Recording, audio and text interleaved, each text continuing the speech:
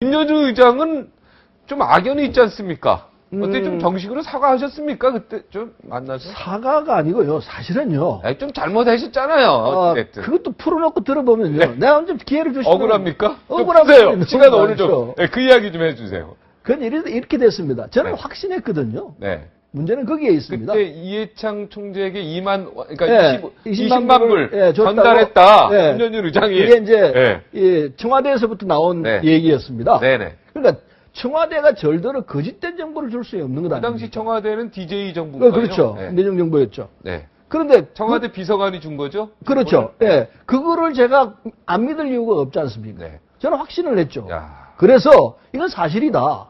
그렇기 때문에 만일에 이게 사실이 아니라고 생각했으면요. 네. 제가 왜 기자회견을 했겠습니까? 네. 면책특권이 있는데요. 네. 국회에서 얘기하면 되죠. 네. 대정부 질문을 통해서 하든지 운반을 하든지 뭐든지 방법이 있습니다. 네. 그러나 저는 제가 확신했기 때문에 그래서 제가 이게 이런 일이 있었다. 검찰에서 규명해라. 제가 그렇게 나갔던 겁니다. 근데 나중에 보니까 거기에 대한 시비가 여러 가지가 붙습니다. 지금 여기서 얘기를 하자면 끝이 없는데 저는 양심을 하늘에 두고 나는 그 진실을 믿었다.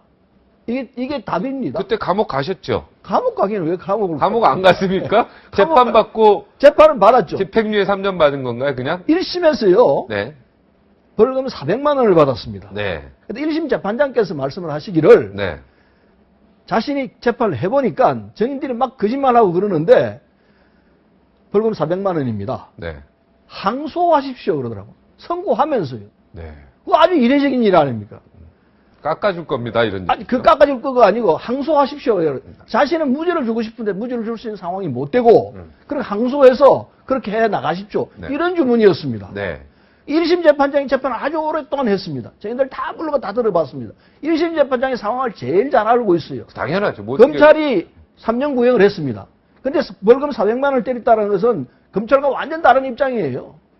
제가 1심에서 그랬습니다. 네. 근데 2심 재판에서는요, 이거 완전히 뒤집어졌죠.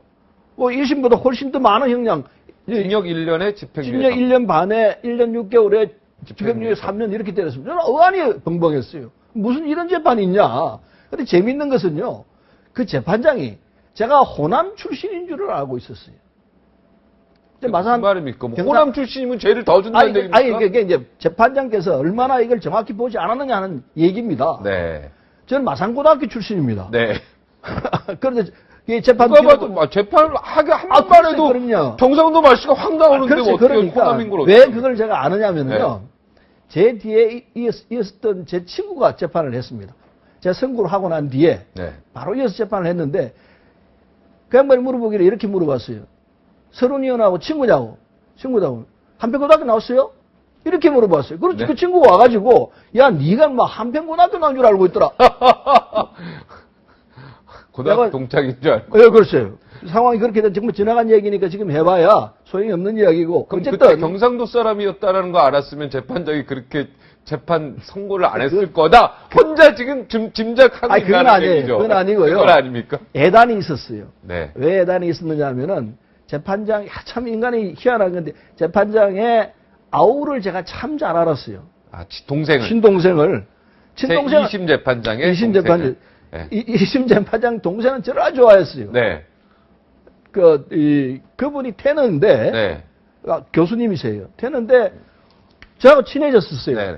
그래서 그 해 추석에 두 분이 추석에 만나지 않습니까? 만나가지고, 서른 의원은 이런 사람입니다, 형님이 잘못하시고 계신 것 같습니다. 네. 그러니까, 형이 하는 말씀이, 네가 잘못 알고 있다. 서른은 내가 보니까 공작 정치에 나간다 이럽니까? 형량을 높여야 된다고 생각한다. 네. 이렇게 얘기를 하더라는 거예요. 예. 추석에 만나가지고 그 얘기를 동생이 저한테 얘기를 해주더라고요. 근데 형님 만났더니 이렇게 얘기하더라고 둘이 싸웠어요.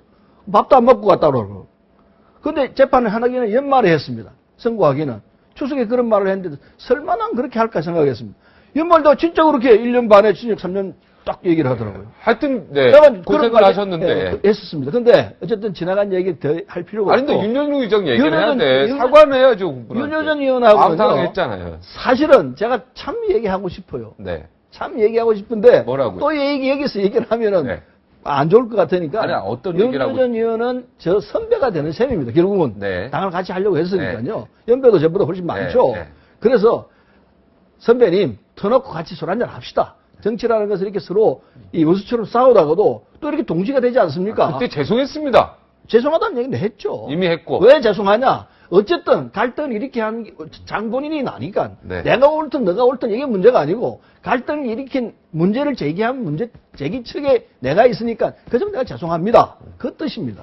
그 내용이 옳고 그거는 다음 문제예요. 네. 어쨌든 만나서 틀고 술 한잔 하려 했는데 잘 안 되고 있습니다. 잘안 되고 좀 주선 좀 해주십시오. 아, 그럴까요? 윤재준 의장이 굉장히 마음이 넓으신 분인데 그때는 굉장히 마음고생을 좀 했나 봅니다. 뭐 하셨을 겁니다. 네. 저도 모르는 부분이 있으니까 좀 만나서 네, 알겠습니다.